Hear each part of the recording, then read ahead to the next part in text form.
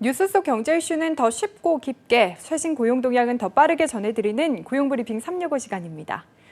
나경률 기자, 안녕하세요. 안녕하세요. 네, 오늘은 어떤 이슈인가요? 네, 오늘은 이슈픽 주제와 밀접한 뉴워드부터 들고 왔습니다. 패테크라는 신조어가 있습니다. 패테크는 반려동물과 기술의 합성어로 반려동물을 돌보는 데 필요한 상품에 첨단 기술을 접목한 기기들을 의미합니다. 박앵커도 반려동물 가족이 있는 걸로 아는데 네. 혹시 패테크 상품 사용 중인 게 있으신가요? 저는 제가 집에 나가면 얘네가 왠지 두 발로 서서 걸어 다닐 것 같아서 CCTV 사본 적이 있고요. 또 고양이 그 화장실 제때제때 치우기가 되게 힘들잖아요. 네네. 그래서 고양이 화장실 자동으로 치워주는 걸 사려고 했는데 너무 비싸서 못 샀습니다, 그건.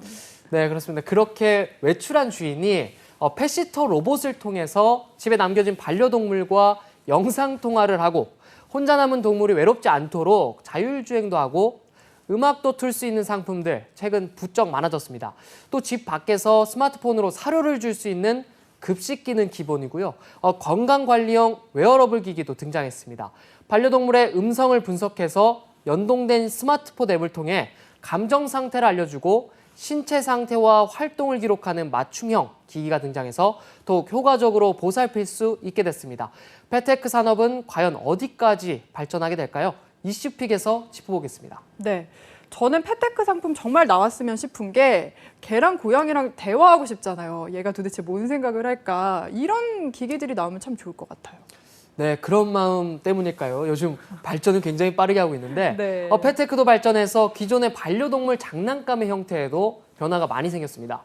인공지능 기술을 탑재하고 있는 로봇 장난감이 등장한 건데요.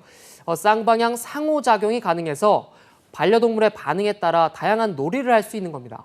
최근에는 펫 피트니스 로봇이 인기인데요. 반려동물과 떨어져 있어도 일정 시간에 운동을 시킬 수가 있습니다.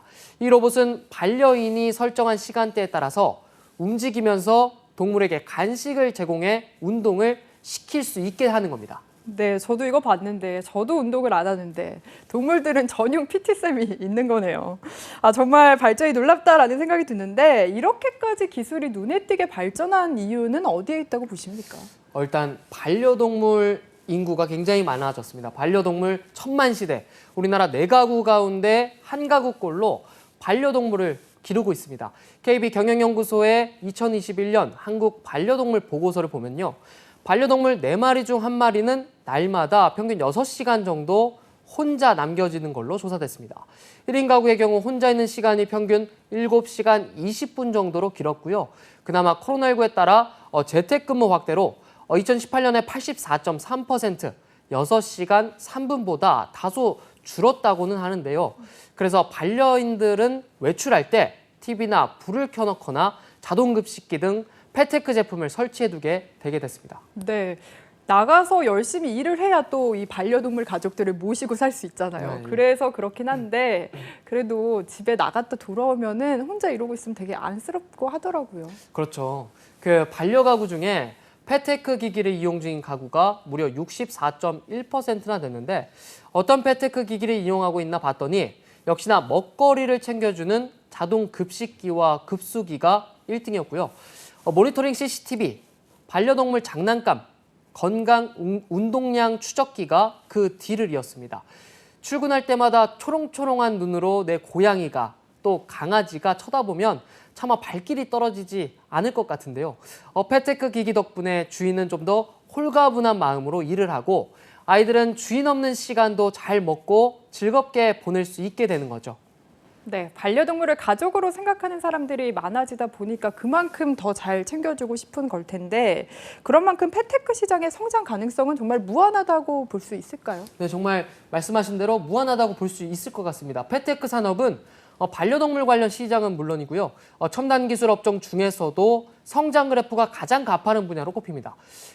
시장 조사 기관 글로벌 마켓 인사이트에 따르면 세계 패테크 산업 규모는요. 2018년 기준 5조 300억 원 규모였는데 매년 24%씩 성장해서 2025년에는 22조 원을 넘을 것이다. 이런 전망이 나오고 있습니다.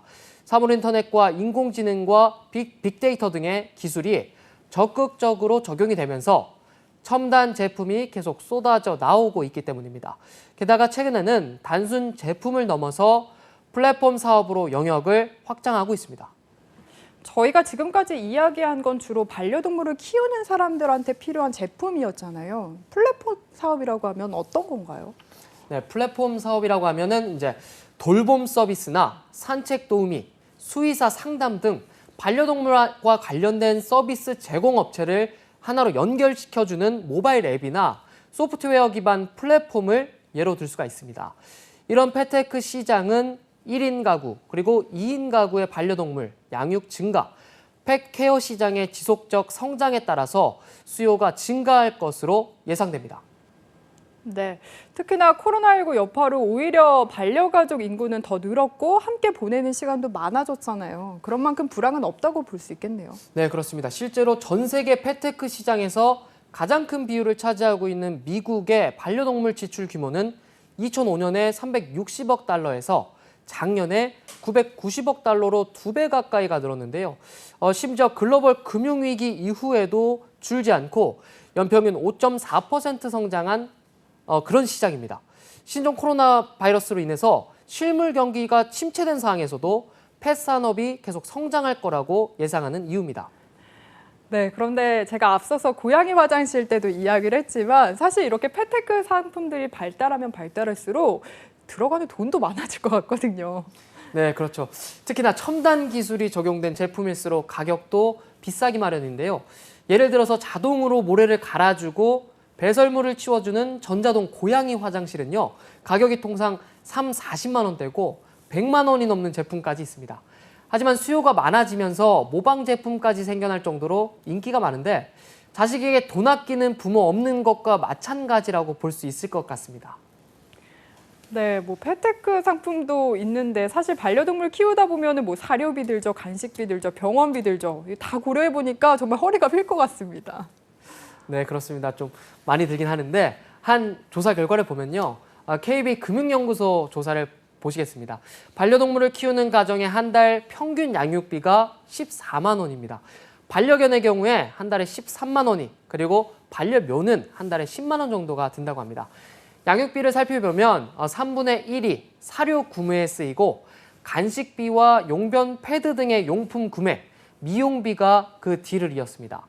아마 이 소식 들으시면서 이상하다, 나는 더 많이 쓰는데 이런 생각하시는 분들 계실 건데 이건 어디까지나 기본적인 평균값을 조사한 거고요. 가정에 따라서 또 반려동물의 특성에 따라서 비용은 더 늘어날 수도 있습니다.